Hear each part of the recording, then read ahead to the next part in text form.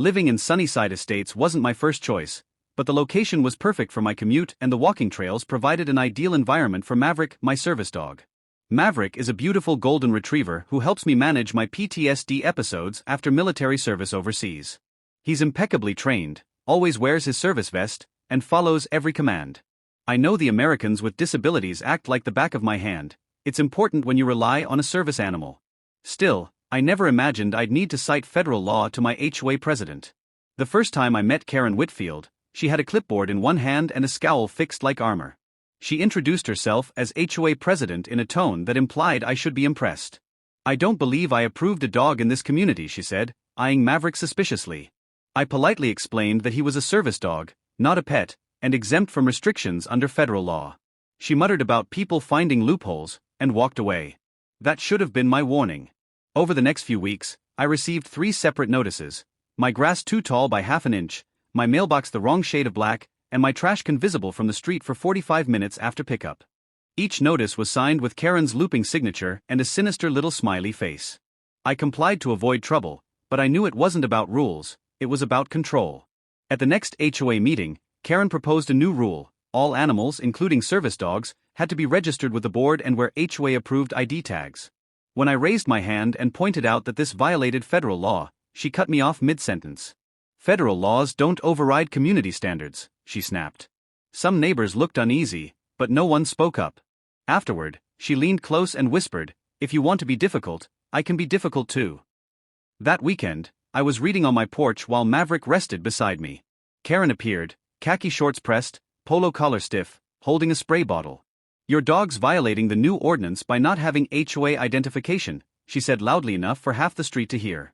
I reminded her calmly that Maverick was protected by law, and that her new rule hadn't even been approved yet. Her face flushed red. "I'm tired of you military types thinking you're above the rules," she hissed. Before I could react, she aimed the bottle and sprayed Maverick in the face. He yelped and stumbled back, pawing at his eyes. I stepped between them, demanding to know what she'd done. "Just vinegar and water," she said smugly. "Maybe now he'll learn to respect authority." My pulse pounded, but years of discipline held me steady. I took Maverick inside, rinsed his eyes, and ensured he was okay, thankfully, no lasting harm. Then I called 911. I told the dispatcher, calmly but firmly, that someone had assaulted my service dog. Interfering with a service animal, I explained, is a federal offense. 20 minutes later, 2 officers arrived.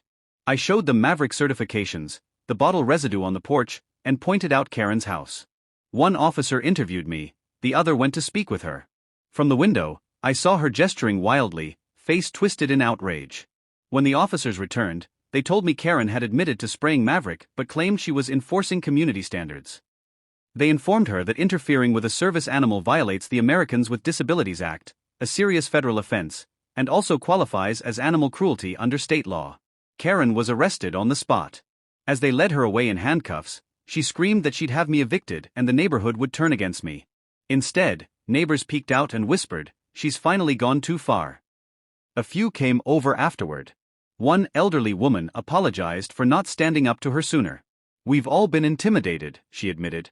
Maverick, calm as ever, sat by my side, his faith in humanity apparently unshaken. The legal process moved quickly. Karen was charged with interference with a service animal, animal cruelty, and harassment.